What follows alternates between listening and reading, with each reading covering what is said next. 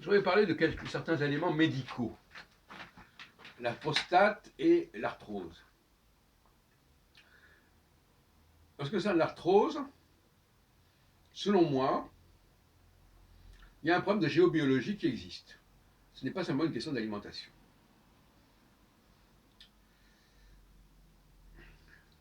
Il y a des lieux qui sont pas positifs. On retombe dans la géobiologie, dans le feng shui. Il y a des lieux où il y a des gens qui sont atteints parce qu'il y a des mauvaises vibrations, si on peut dire, des mauvaises ondes, et ça déclenche de l'arthrose chez eux. Par exemple, ils ne peuvent pas appuyer leurs jambes, une de leurs jambes sur le sol, c'est douloureux. Il y a ce qu'on appelle une arthrose du talon, si on peut dire. Et il y a des lieux qui ne sont pas favorables. Ça, c'est un premier point. Donc, il ne s'agit pas forcément de réformer l'alimentation, mais il y a des lieux qui sont trop chargés et il faut les fuir, ou alors il faut les réformer, c'est une autre paire de manches. Alors, deuxième point, concernant les urinoirs. Alors, les hommes, on leur demande dans les lieux publics, et malgré tout, c'est souvent comme ça quand on n'est pas chez soi, et même quand on est chez soi, bon, eh bien, la position de l'homme en train d'uriner dans un urinoir n'est pas favorable au processus de la prostate. Il y a créé une contrainte.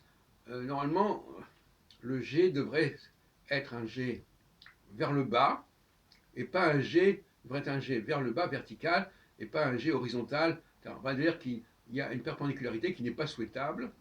Et quand on urine trop souvent face au bidet, enfin, et en étant obligé de lancer son jet, qui d'ailleurs a touché son sexe pour le faire, eh bien, ça peut créer des contraintes au niveau de la prostate. Voilà un certain nombre de choses que je voulais vous dire comme ça en passant. Alors par ailleurs, là, on a écouté une conférence sur la médiumnité. Il est probable qu'il y ait des personnes qui, d'ailleurs c'est souvent étudié, j'en parlais l'autre jour avec quelqu'un qui travaillait avec Kardec, enfin sur les êtres Kardec, il y a des personnes qui sont possédées par des esprits. En Afrique, on croit beaucoup à ça.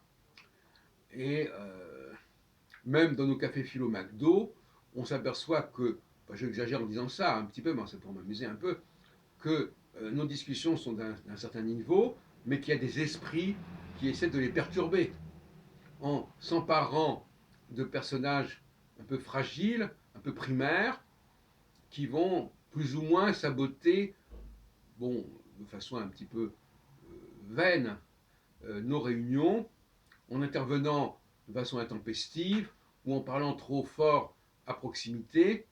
On voit là une sorte de réaction face à la vérité de ce qui est dit dans nos cafés philo, de réaction des populations, disons, un petit peu secondaires, qui sont en quelque sorte possédées, instrumentalisées pour nous perturber et nous troubler dans nos discussions. Et effectivement, ces personnes-là sont un petit peu malades et il y a des conceptions sur lesquelles ces possessions peuvent provoquer des pathologies.